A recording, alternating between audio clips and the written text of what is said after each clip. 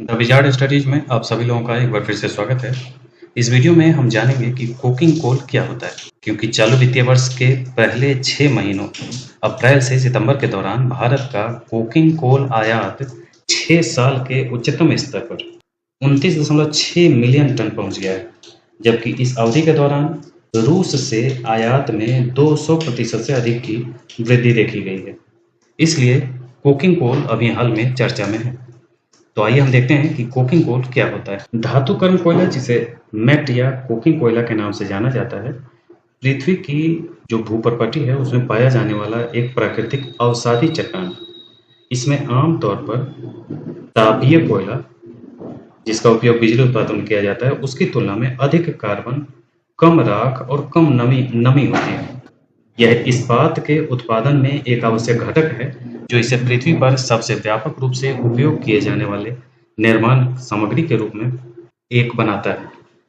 यह उपयुक्त गुणवत्ता वाला बिटुमिनस कोयला है, जो धातु कर्म कोक या सरल शब्दों में कोक का उत्पादन करने में सक्षम है। कोकिंग कोयला के उच्च तापमान कार्बनीकरण का मुख्य उत्पाद है। यह इस्पात निर्माण में एक आवश्यक इनपुट सामग्री है, क्योंकि इसका उपयोग ब्लास्ट भट्टियों में कच्चा लोहा बनाने में किया जाता है। यह लौह अयस्क के अपचायक एजेंट के रूप में और भट्टी चार्ज के रूप में समर्थन के रूप में कार्य किया जाता है। जब लौह अयस्क अपने अयस्क से धातु निष्कर्षण के बाद जब लोहे के रूप में उसे लाया जाता है, उसमें ढेरों प्रकार की अशुद्धियां होती हैं।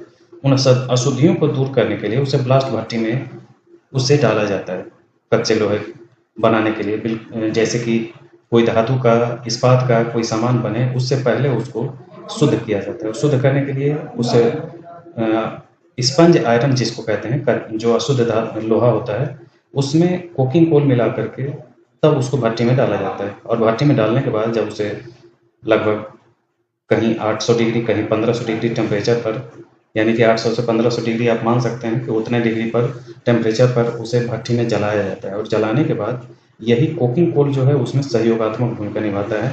और इसमें चूंकि कार्बन कम होता है, कार्बन अधिकतम होता है और अशुद्धियाँ कम होती हैं, इस वजह से ये जलाना आसान होता है। इस वजह से ये बहुत ही बेहतर तरीके से शुद्ध जो आयरन है वो निकलता है, और उसी से उसको ढाल करके विभिन्न प्रकार के शेप में ढाल करके कच्चा लोहा जो होता है वो आयरन फैक्ट्रियों में भेज दिए जाते हैं, जहाँ से इस्पात के फैक्ट्रियों में से वहाँ से सामान बन करके आगे का कोई भी प्रोसेस शुरू होता है। तो कोकिंग कोयले का इस्तेमाल इसी में होता है। 1 टन इस्पात बनाने के लिए लगभग 770 किलोग्राम कोयले की आवश्यकता होती है, और वैश्विक इस्पात का लगभग 70% उत्पादन बेसिक ऑक्सीजन ब्लास्ट भट्टियों में किया जाता है। कोकिंग कोल के सबसे बड़े उत्पादक में पहले नंबर पर चीन है, उसके बाद ऑस्ट्रेलिया है, इसके बाद रूस है, उसके बाद यूएसए है, फिर कनाडा।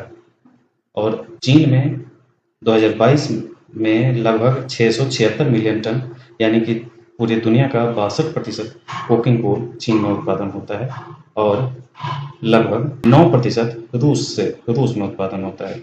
और ऑस्ट्रेलिया का स्थान दूसरा है, जो 15% उत्पादन करता है। तो ये था कोकिंग कोल और उससे जुड़े हुए सारे तथ्य।